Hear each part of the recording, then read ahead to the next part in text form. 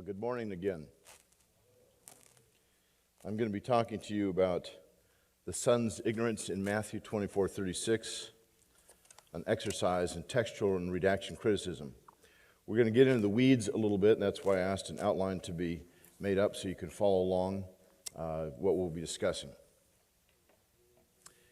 In the heart of the Olivet Discourse, the discourse in which Jesus prophesies the destruction of the temple and his own return, is a surprising admission on the lips of the Lord. In Matthew's version, Jesus says, "Now concerning that day and hour, no one knows it, neither the angels of heaven, nor the Son, but only the Father." The words "nor the Son," oudehahuios, however, are not found in all the manuscripts, nor even in all the earliest manuscripts. The pedigree of the witnesses that lack the words is sufficient to raise some doubt. "Nor the Son" may well be a later scribal addition. Did scribes omit these words from the text of Matthew, or did they add these words to Matthew? The great majority of New Testament scholars today would argue that the words "nor the Son" are authentic in Matthew 24:36, and some would even claim that early Orthodox scribes deleted the words in order to safeguard the omniscience of Christ. It is this near consensus that I wish to challenge in this paper. If we go back in time, starting with the end of the 19th century, we find that no consensus existed on this textual problem. In 1885, M.F. Sadler left the issue open.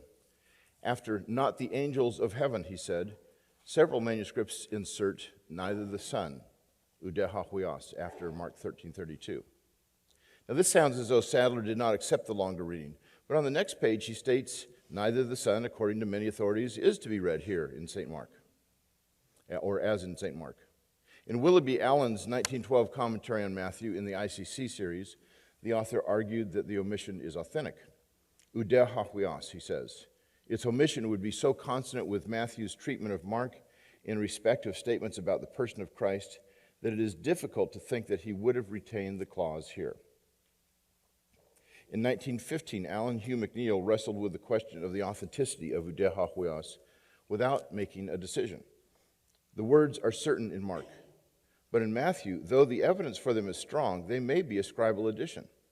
He even avoids words which imply limitation of the Lord's knowledge, and would be the more likely to avoid a plain statement of it. On the other hand, scribes might equally shun the words, Matthew and not Mark, suffering from the omission, because the former gospel was the more popular and widely used. If Matthew himself omitted the words, his addition of monos after Mark's "eime ha pater" may have been intentional, suggesting the truth without stating it explicitly. Alfred Plummer, also writing in 1915, also waffled on the textual problem. "This problem is not easy to decide," Plummer wrote. "On the one hand, the words might easily be omitted on account of their difficulty. On the other, they may be inserted in Matthew. We have seen that Matthew nearly always omits or alters anything in Mark which seems to encourage a low conception of the Messiah. And it is not likely that he would have retained this explicit limitation of the Messiah's knowledge. He has struck out statements which imply ignorance on his part. Would he have left standing a confession that the Lord was ignorant? Moreover, the addition of alone, monos, after except the Father, looks like a wish to give the sense of Christ's words, without the express admission that the Son in this matter shared the ignorance of men and angels. But Plummer then adds, when Mark and Matthew wrote, no one would have put into the mouth of Christ a confession of ignorance, which he had never made. Zahn holds that both external and internal evidence favor the genuineness of oudehahuios in Matthew, and Wellhausen retains them. So some exegetes sided with the shorter reading, while others were unsure. And some thought the longer reading was authentic. James Morrison, writing in 1884, just 3 years after Westcott and Hort's game-changing New Testament in the original Greek was published, said this, "Nor the Son, oudehahuios. These words are not in the received text or in the great body of the manuscripts, and yet they were probably in the autograph of Matthew." Morrison follows this with a detailed discussion of the external evidence. Within a couple of decades, Hort's views were gaining momentum, and the pronouncement on the inauthenticity of the shorter reading could be asserted more dogmatically and with less evidence. David Smith, writing in 1908, declared, The received text omits "nor the Son" in mistaken zeal for the deity of our Lord. But for many decades, several scholars were more cautious, though siding with the longer reading. Floyd V. Filson, writing in 1960, is representative. Jesus confesses that even he, the Son, does not know. Some ancient authorities omit "or the Son." Either Matthew omitted these words, not wanting to say, as Mark did, that Jesus did not know the day, and a later scribe supplied them from Mark, or probably they were included by Matthew, and some early scribe left them out to avoid saying that Jesus was ignorant. This early scribe's reasoning would be that certainly the words "only the Father" imply ignorance in the Son. After the United Bible Society's Greek New Testament appeared in 1966, and especially after Bruce Metzger's textual commentary on the Greek New Testament was published 5 years later, most exegetes expressed their views in no uncertain terms. We will turn later to the statement by Metzger and think through his argument. For now, I simply want to note a litany of commentaries, including those by F.W. Baer, Robert H. Gundry, Alexander Zont, Donald A. Hagner, W.D. Davies, and Dale C. Allison, Ulrich Lutz, Hubert Francke-Müller, John Nolland, and David L. Turner all claim that the longer reading is authentic and the issue is settled, with some of them even citing Metzger's textual commentary as the basis for their statement without further ado. Bart Ehrman, too, is convinced that "Udeh HaHuios" is authentic in Matthew. Ehrman was Metzger's last doctoral student at Princeton Seminary. But more than simply affirming what his mentor said, Ehrman takes the discussion to a new level. He is firmly convinced that the words were expunged by proto-Orthodox scribes who bristled at the idea of the Son of God's ignorance.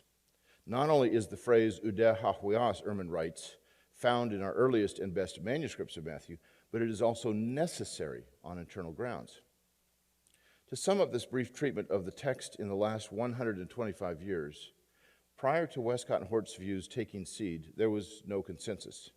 And even after their view of the text dominated the guild of New Testament textual criticism, most still hedged their wording. But after Metzger's textual commentary, published 90 years after Hort, a consensus emerged. "Udeh HaHuios" is authentic in Matthew 24:36. And now, 40 years later, the basic reason that most scholars today regard "nor the Son" to be authentic in Matthew is threefold. First of all is external evidence. Earlier and better witnesses have the phrase. Second, intrinsic evidence. The grammar is awkward without the words. And third is transcriptional evidence. Early Orthodox scribes would be more likely to delete the phrase to safeguard the omniscience of Christ than to add the phrase due to the parallel in Mark 13:32. I will be challenging this consensus and the arguments on its behalf. Before we get into the details, however, I want to discuss a bit more the significance that this textual problem has for Ehrman's claim that proto-Orthodox scribes changed the text of Holy Writ to conform it to their theological agenda. For Ehrman, Matthew 24:36 is the key proof text in his magnum opus, Orthodox Corruption of Scripture, that proto-Orthodox scribes significantly altered the New Testament for theological reasons. Adam Messer noted that this passage makes it into Ehrman's works so often that it borders on the repetitive. This is his example par excellence. Ehrman discusses it explicitly at least half a dozen times in Misquoting Jesus. And in an academic monograph, Studies in the Textual Criticism of the New Testament, which is volume 33 of the prestigious New Testament Tools and Studies series, Ehrman calls it the most famous instance of doctrinal alteration. In Misquoting Jesus, he argues, the reason for the omission is not hard to postulate. If Jesus does not know the future, the Christian claim that he is a divine being is more than a little compromised. Ehrman does not qualify his words here. He doesn't say that some Christians would have a problem with Jesus' ignorance. No, he says that the Christian claim would have a problem with it. Ehrman suggests that the omission would have arisen in the late 2nd century as a proto-Orthodox response to the adoptionist heresy. While my primary objective in this paper is to resurrect a reading that has long been left for dead, I also want to interact with Ehrman's spin on it. First, I will challenge the status quo on Matthew 24:36, bringing in both textual and redactional evidence. Then I will discuss some problems in an epilogue with Ehrman's theological arguments against the shorter reading. As a foretaste of where I am heading with this topic, I wish to express my substantial agreement with Ehrman that Matthew 24:36 was indeed changed for doctrinal reasons. Theological motive had a large role in the change, but it was not the scribes' theology. We begin with a comparison of Matthew 24:36 and Mark 13:32. As you can see on the slide, bold means that the words are in both texts. Green represents words found only in Matthew, and red indicates words found only in Mark. Finally, what is underlined in the textual variant is the textual variant in question. So we have Matthew 24:36. Peridetes hemeras ekines kai horas udais oiden udehoi angelo ton renon udehahoias aime hapater manos. And Mark 13:32. Peridetes hemeras ekines tes horas udais oiden udehoi angeloi en urano udehahoias aime hapater. In English, putting both texts together, we have something like this. Now concerning that day and hour, or now concerning that day or the hour, no one knows it, neither the angels of the heavens, or neither the angels in heaven, nor the Son, except the Father alone. As you can see, most of the green and red words are only minor differences between Matthew and Mark. But one difference is quite significant. It's the monos alone that is found only in Matthew. It should also be added that Mark's text is secure. Only one 10th century Greek manuscript, Codex X, and one late Vulgate manuscript dropped the udehahoios from Mark. We now turn to arguments for the authenticity of udehahoios in Matthew 24:36. We'll first look at the external evidence, followed by the internal. External evidence is the hard data that actual manuscripts, early versions, and quotations from church fathers provide. But evangelicals tend to make the faulty equation between external evidence and objectivity. We do this because we rightfully regard the scriptures as very precious documents, as the lifeblood of our faith, as that which gives us our most reliable, even inspired evidence about Jesus. But just as all internal evidence is subjective, so all manuscripts are corrupt. Neither one of these categories of evidence is truly objective. As Gunther Zuntz, the father of reasoned eclecticism, observed 60 years ago, at every stage the critic has to use his brains. Were it different, we could put a critical slide rule into the hands of any fool and leave it to him to settle the problems of the New Testament text. An examination of the Nestle-Aland 28th apparatus and the UBS 4th apparatus and the Text und Textwert volume on Matthew gives a comprehensive list of external data for this textual problem. I will only list the more important witnesses out of mercy for the audience.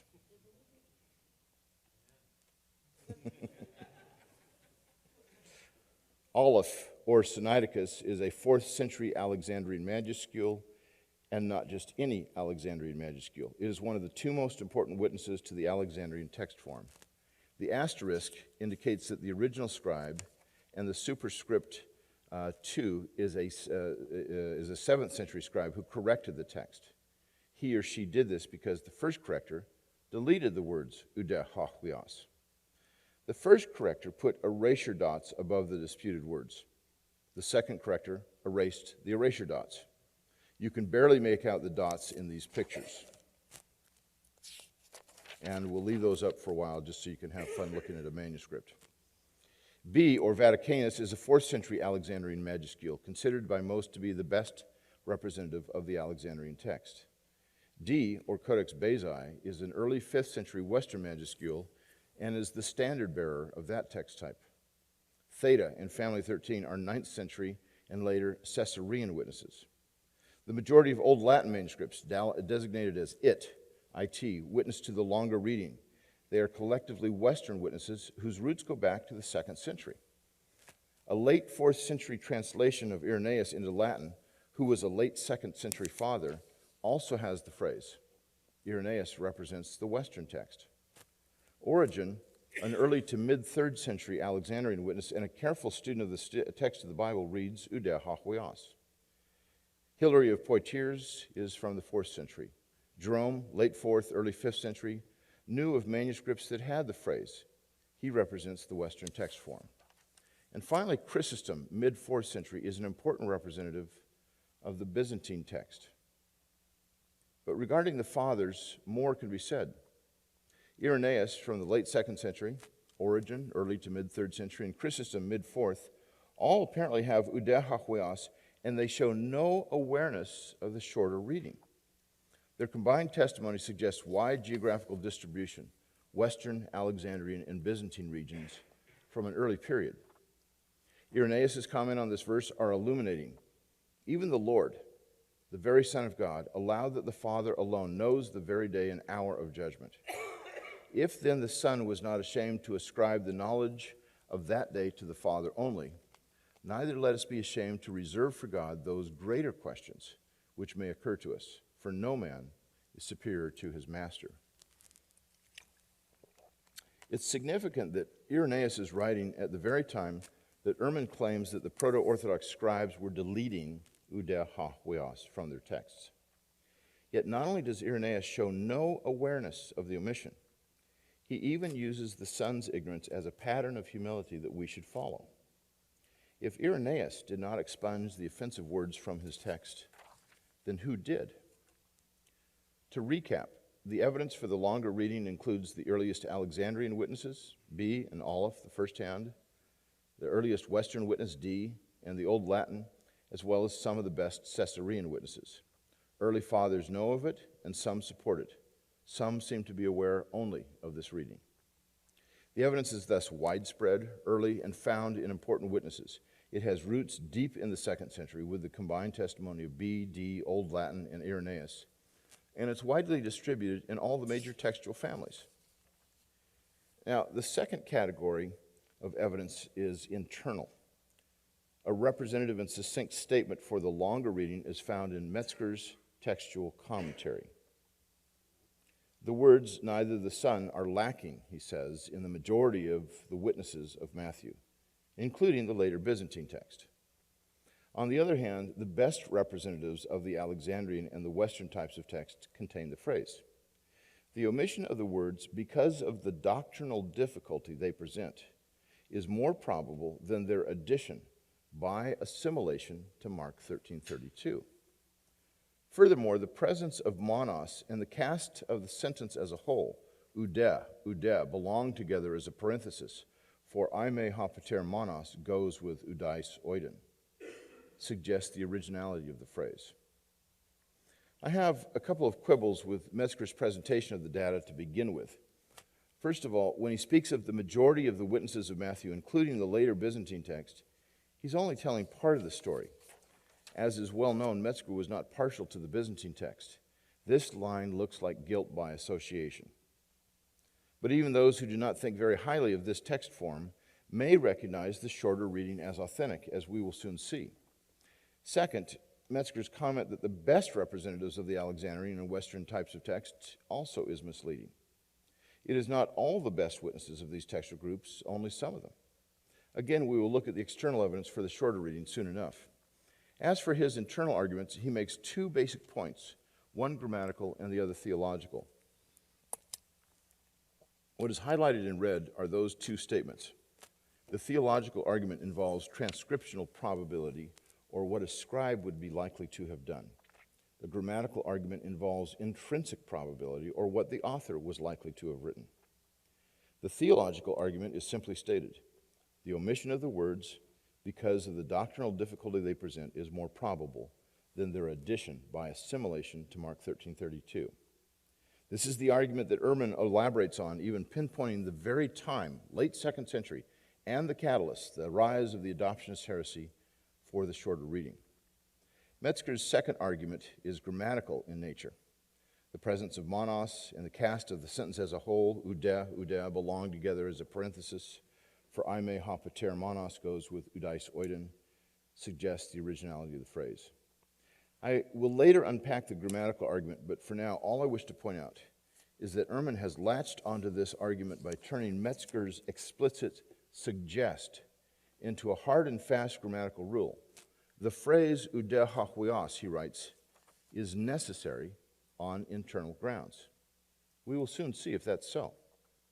The external, intrinsic, and transcriptional arguments for the longer reading are thus a threefold cord, which most scholars today would say is not easily broken. We now turn to arguments for the authenticity of the omission of nor the Son in Matthew 24:36. And again, I begin with the external evidence. Aleph superscript 1 is the first corrector of Codex Sinaiticus, done in the 4th century, probably before the manuscript left the scriptorium.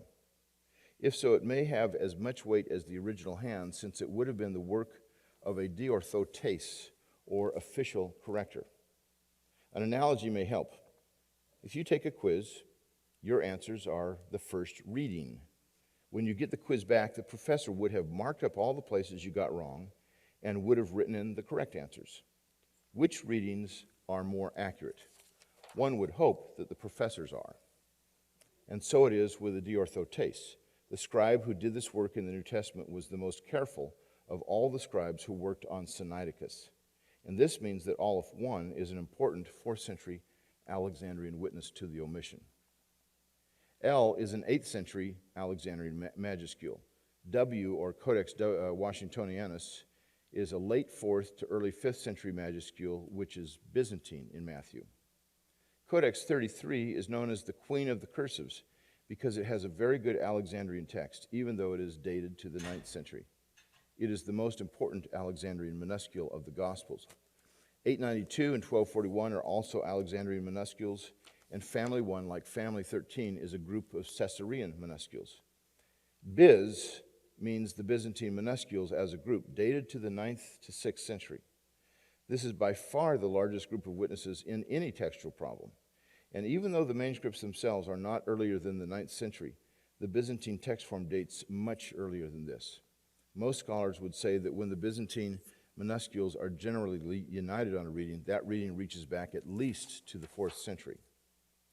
Then G1 and L are two old Latin witnesses from the 8th or 9th century, and although they are relatively late, they at least witness to the shorter reading in the West and deviate from the rest of the Itala. The Vulgate was produced by Jerome in the late 4th, early 5th century, but based on earlier manuscripts, especially of the Western and Alexandrian variety. Almost all the Vulgate manuscripts omit this phrase. Virtually all the Syriac witnesses, reaching back to the 3rd century, lack the phrase, nor the Son. The earliest representatives of the Syriac text are also Western. All Coptic witnesses, reaching back to the early 3rd century, attest to the shorter reading. Metzger calls the Sahidic Coptic a primary Alexandrian witness, and the Bohairic Coptic a secondary Alexandrian witness. There are only 3 other primary Alexandrian witnesses that read in this passage: Aleph, B, and Origen. And Aleph is split between the first hand and the first corrector. So it's kind of 1.5 against 2.5 primary Alexandrian witnesses here. But the secondary Alexandrians are all on the side of the omission. Along with the Latin witnesses, the Coptic and Syriac are considered the most important early versions. Then we have the Diatessaron of Tatian, produced in the second half of the 2nd century, and it was the first gospel harmony. Tatian combined the readings of the 4 Gospels, attempting to incorporate as much material as he could. Now, what's significant about this, for our purposes, is that the Diatessaron apparently lacked the phrase, nor the Son. But if Tatian was attempting to harmonize accounts, why would he leave this out? It certainly had to be lacking in one of his gospel manuscripts. The most likely reason is that it was not in his copy of Matthew. Then there are the fathers. All of them are from the 4th century. Athanasius is an Alexandrian witness and the great champion of orthodoxy.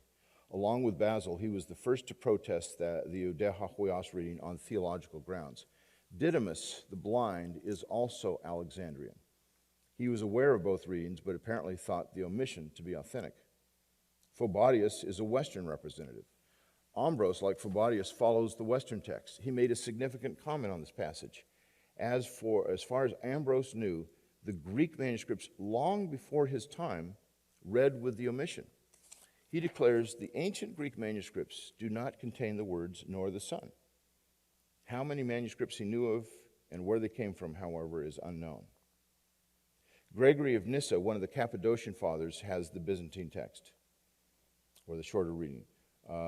Basil of Caesarea, also known as Basil the Great, was another Cappadocian follower who also followed the Byzantine text form.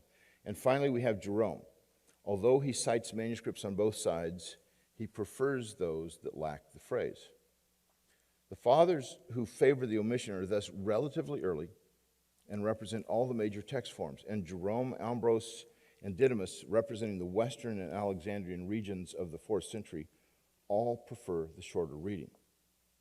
Well, to sum up the external evidence for the shorter reading, the omission of Ouder HaHuios is the reading found in decent Alexandrian and Western witnesses. The second earliest and most important Alexandrian witness is Aleph superscript 1, and that attests to this reading, as does the Sahidic Coptic version, early 3rd century, both witnesses being primary Alexandrian. All of the secondary Alexandrian Greek manuscripts also lack Ouder HaHuios. The Western text is represented by the Syriac from the 3rd century and from Ambrose of the 4th. The Caesarean witnesses are split, as are the Western. The Byzantine text is solidly behind the omission. Thus, the omission is widespread, early, and well represented in all 4 text types. Even Ehrman admits that the shorter reading came into being no later than the late 2nd century. But it is not the reading of all the earliest and best Alexandrian Western witnesses. If we were to judge this textual problem solely on external evidence, I would give the palm to the longer reading with a C+ or perhaps a B- grade of certainty. But external evidence is not the whole story. The basic principle of textual criticism is to choose the reading that best explains the rise of the others. Sometimes the external evidence is more compelling than the internal. Sometimes it is the reverse. Before we look at the internal arguments for the omission, we should examine some of Hort's approach to the text of the New Testament, an approach that still guides many students of the New Testament text today. On the slide is a simplified version of Hort's genealogical reconstruction of the transmission of the New Testament. Hort believed that the Alexandrian and Western text stood behind the Byzantine. He gave many significant proofs for this genealogy, but one key ingredient was missing: actual manuscripts. He knew that Aleph and B, as well as D, were produced after the Byzantine text form was initiated.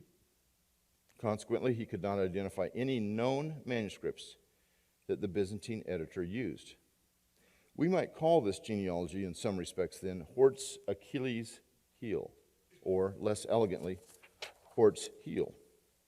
What this means in practical terms is that it is theoretically possible, even assuming that Hort's genealogy is substantially correct, that some Byzantine readings are based on better Alexandrian and Western manuscripts than are extant today. In other words, it's theoretically possible that even when Aleph, B, and D agree, they may not represent the original text. If Hort was right that Lucian, before AD 310, the year of his death, was the first to edit the text that would later grow into the Byzantine text form, then what motives would Lucian have in producing his New Testament? We need to consider the historical situation to understand this. Emperor Diocletian had declared war on Christians in 303. His pogrom, which would last 9 years, was the worst persecution of Christians in the ancient world.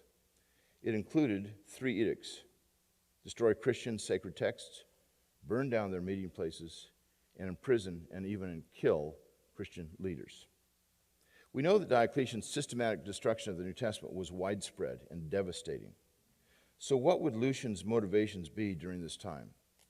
He would almost surely have wanted to preserve every drop of the textual tradition. But he didn't always have the luxury of choosing between competing variants.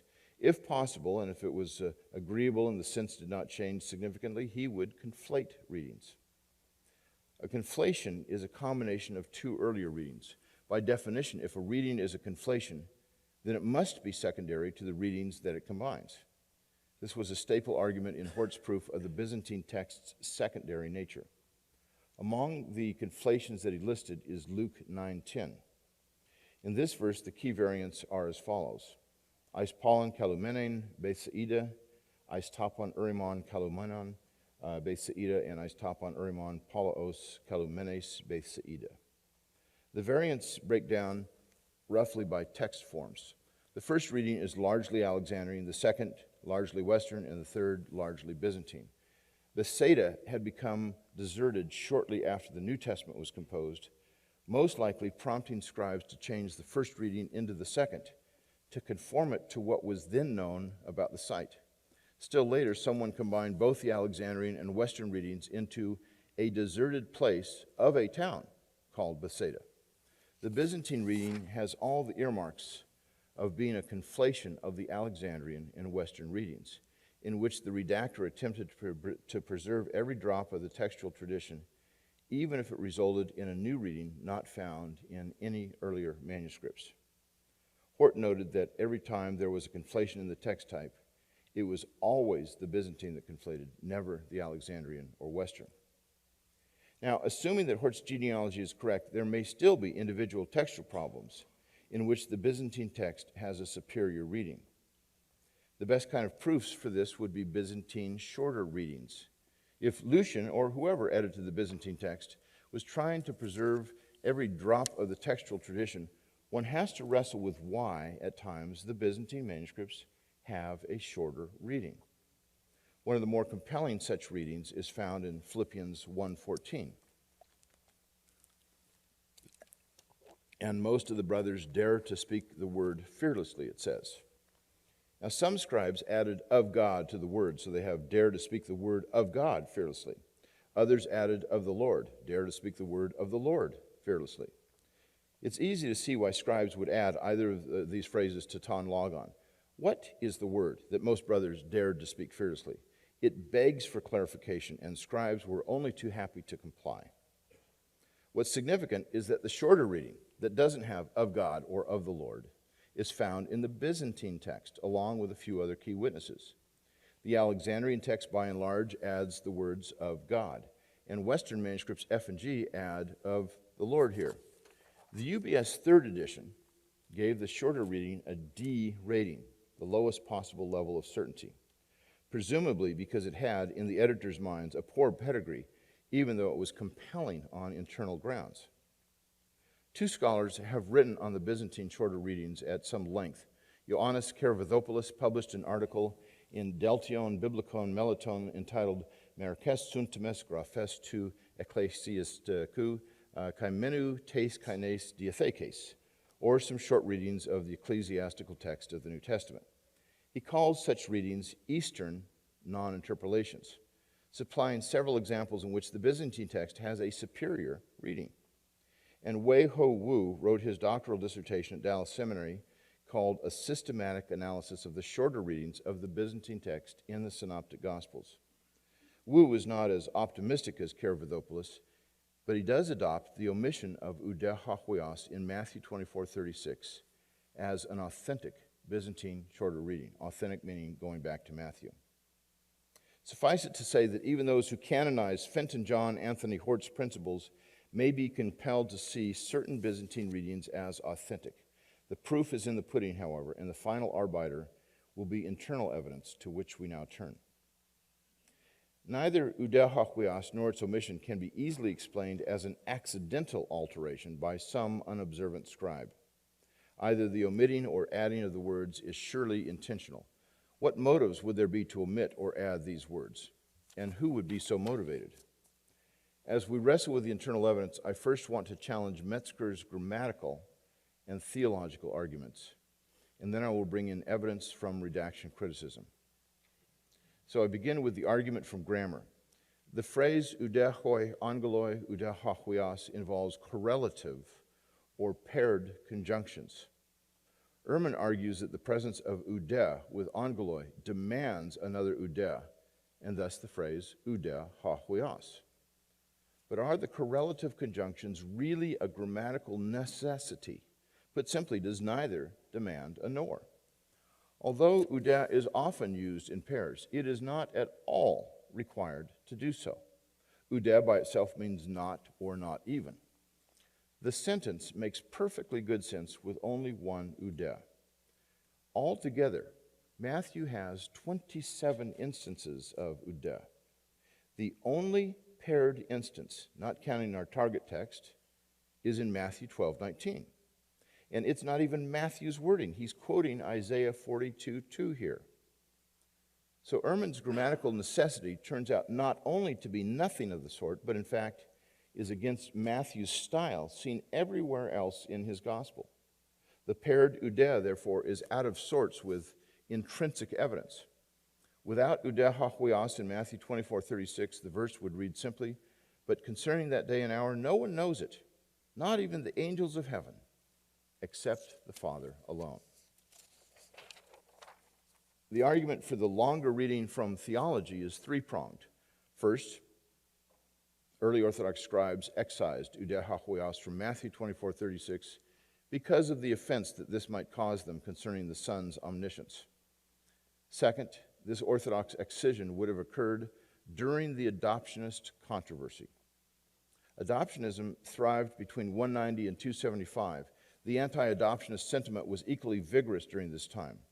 Thus, late 2nd and early 3rd century fathers would be most likely to have altered the text of Matthew that the scribes then copied. And finally, this view has to explain how udeh hahuios in Mark 13:32 was virtually untouched by the scribes.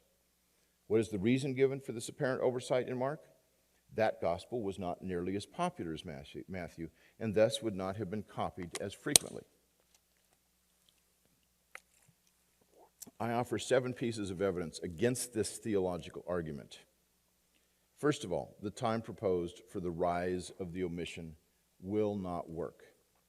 The proto-Orthodox response to adoptionism would have happened long after all 4 Gospels were considered canonical in Metzger's and Ehrman's view. Irenaeus links the 4 Gospels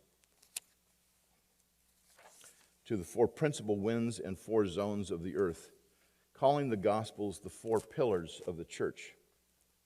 What seems to be implied in his statement is that Matthew, Mark, Luke, and John had been accepted by the Orthodox for some time.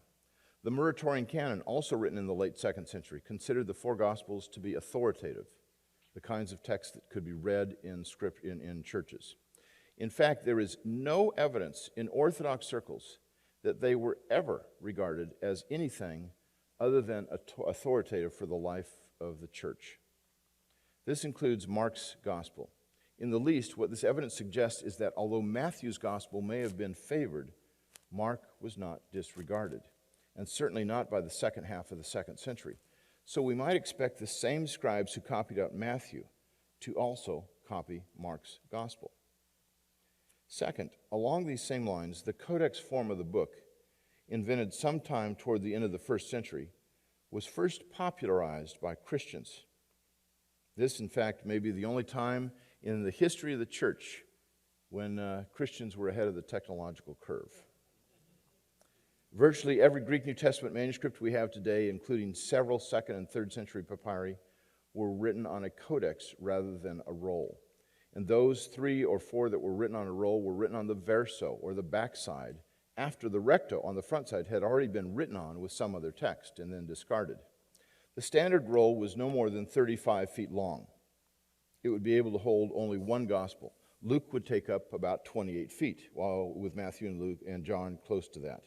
But with the invention of the codex, the book could now contain much more text. Some scholars even believe that Christians adopted the codex form precisely because that book form alone could contain all 4 Gospels. Now, these first 2 points suggest that by the time of the adoptionist controversy, many, if not most, of the Gospels manuscripts would have been written on a codex and would have included all 4 Gospels. Third, this raises a significant question. How could the proto-Orthodox scribes alter Matthew's wording in Matthew 24:36, but then neglect to do so in Mark 13:32? The same manuscripts that lack the phrase in Matthew have it in Mark. If doctrinal considerations were driving the scribes, why didn't they cut out the offensive words in both Gospels?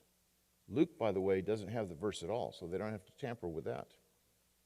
Fourth, we have no evidence that any church father had any theological problems with oudehahuios until the 4th century, long after the adoptionist controversy's fire had become but flickering embers. This was one of the fundamental conclusions that Adam Mezer came to in his comprehensive study, Patristic Theology and Recension, in Matthew 24:36. Fifth, Basil of Caesarea, writing in the 4th century, recognized that the words are definitely in Mark, but his copy of Matthew lacked them. He clearly had a problem with what was the plain meaning of the text, but he appealed to Matthew's version since it was easier to reinterpret and conform to preconceived notions of what the Son's deity must imply. Yet significantly, even Basil does not alter the passage. Instead, he adjusts to the wording of the text, but he alters the meaning as his strategy for dealing with this doctrinal conundrum. If no father prior to Basil showed concern over the wording in Matthew, and even if Basil demonstrated his concern by reinterpretation rather than rewriting, on what basis can we claim that the Orthodox scribes rewrote the text of Matthew 24:36?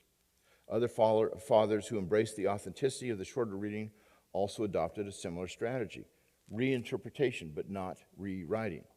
As Messer states, we see attempts by church fathers to deal with problematic passages through a hermeneutical grid. That is, they tended to clarify their theology rather than change their texts. Sixth, let's assume, for sake of argument, that Mark's gospel was not copied by the same scribes who copied Matthew, and even that Mark was not considered canonical during the adoptionist controversy. Even if that historically improbable scenario were true, the motivation for Matthew's scribes can hardly be strongly theological. If they had no qualms about deleting nor the Son in Matthew, why did they leave the word alone alone? Without nor the Son, the passage still implies that the Son does not know the date of his return. But as for that day and hour, no one knows it, not even the angels of heaven, except the Father alone. Eime ha pater monos. Since the God and Father, since the Father is specified in Matthew as the only person who has intimate knowledge of the eschatological calendar, it is difficult to argue that the Son is privy to that knowledge. Seventh, finally, I would argue that the impulse to harmonize one gospel to another was often greater than the impulse to alter the wording for theological reasons. This is directly counter to what Metzger had said. And about 30% of the time, Matthew's wording is actually harmonized to Mark's by the scribes. An interesting parallel occurs in the story of the rich young ruler. The Alexandrian and Western text forms have the following wording in these two passages, which for sake of time I'll list only in English. Mark 10:17 and 18. Good teacher, what must I do to inherit eternal life? Jesus said, why do you call me good? No one is good but God alone. And then Matthew 19, verses 16 and 17. Teacher, what good thing must I do to have eternal life? Why do you ask me about the good? Only one is good. By removing good from teacher and having it stand alone as good thing, and changing why do you call me good to why do you ask me about the good, Matthew has effectively lessened suspicions about the deity of Christ that Mark's wording raises. Predictably, the Byzantine scribes changed the wording here and thereby harmonized the two parallel passages. But the wording they changed was not Mark's, but Matthew's. And the harmonization was in the direction of a questionable Christology. The idea that the impulse of orthodoxy always trumped that of harmonization, that all harmonization was moving toward orthodoxy, or that all harmonization was toward Matthew's gospel, is a myth. This text is every bit as problematic as Matthew 24:36, yet the Orthodox scribes changed Matthew rather than Mark, resulting in a questionable Christology in both passages. In sum, the idea that proto-Orthodox scribes changed the text of Matthew in the late 2nd to the 3rd century in reaction to adoptionism is not based on any real evidence. If the scribes were following the leads of their theological mentors, then the lack of any tension over this passage by 2nd and 3rd century fathers suggests that the omission of nor the Son was not a reaction to adoptionism. Some other time and some other reason needs to account for the omission. And many of the scribes who omitted nor the Son in Matthew wrote it out in Mark in the same codex. This is strong evidence that doctrinal agendas were not driving early Orthodox scribal activity concerning Matthew 24:36. And even later scribes, to the extent that they were influenced by the fathers, would be generally faithful to record the text, leaving the theological tensions to the preachers to sort out. Argument from redaction criticism. Students of Scripture have noted for a long time that where Mark's Christology often raises questions, Matthew's Christology gives answers. To put this more bluntly, Matthew's Christology is almost always higher than Mark's in the parallel passages. Mark's gospel is dialogical, while Matthew's is pedagogical.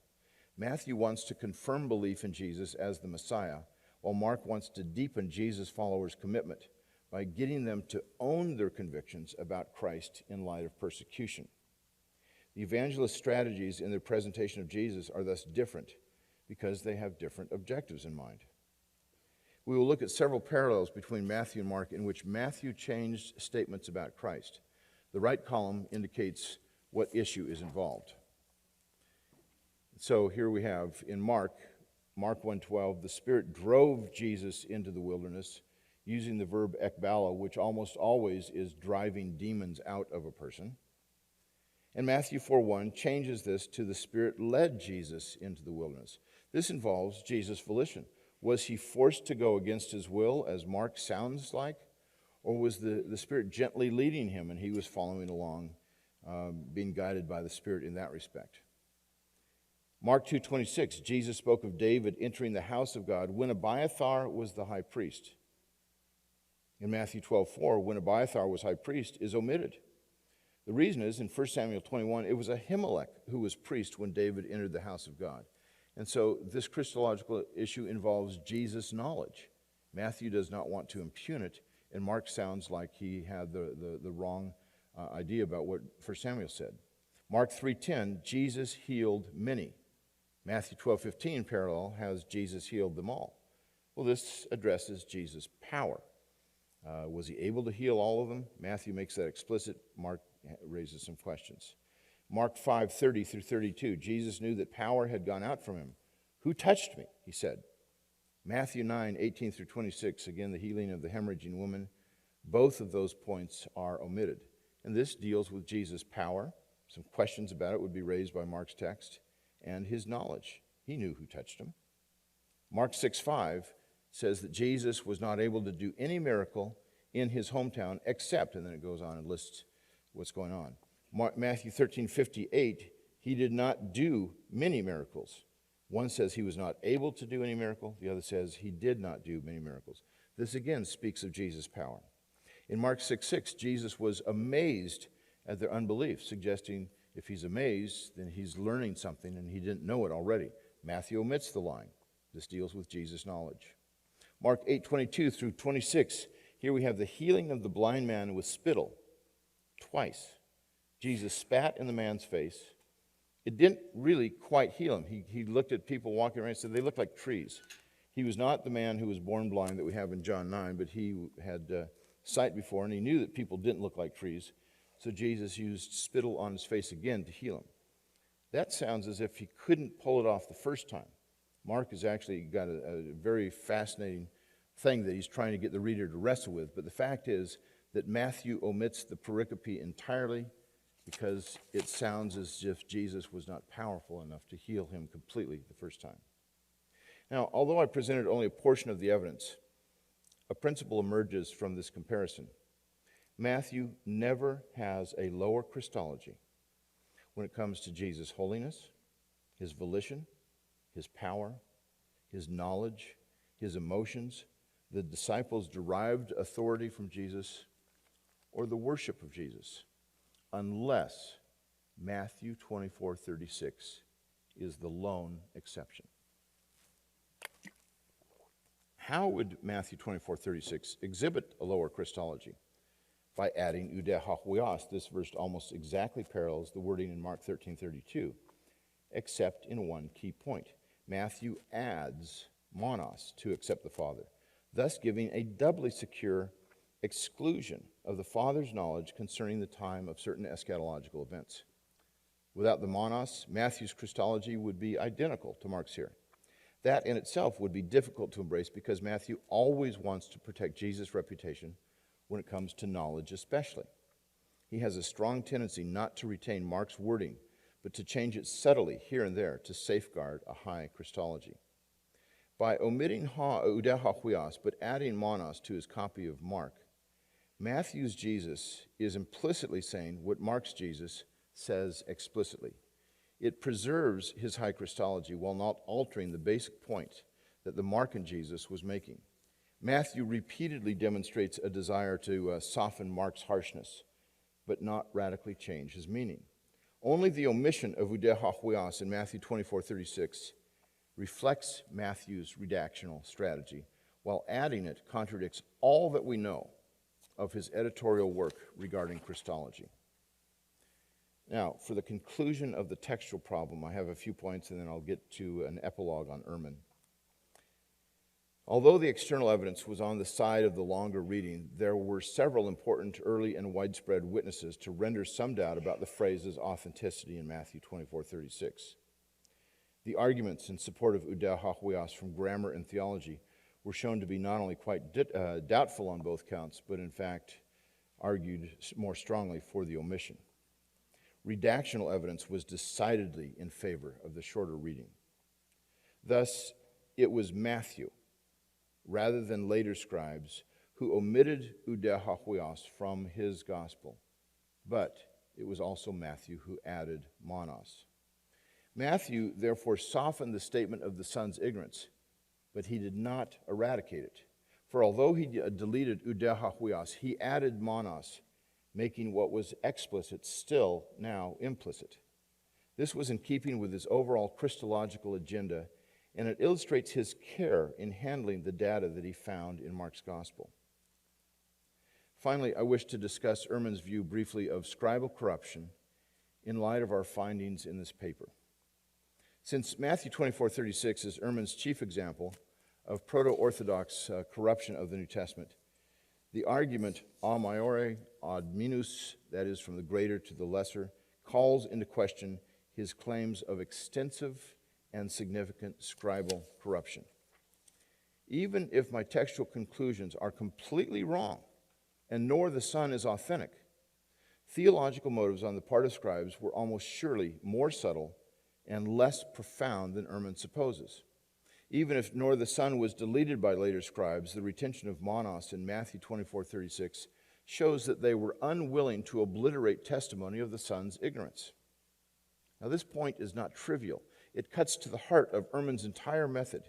In Orthodox corruption, he argues that the reason the same manuscript can vacillate in the kinds of theological changes it makes is due to the individuality of the scribes, who under their own unique circumstances may have felt inclined to emphasize one component of Christology over another.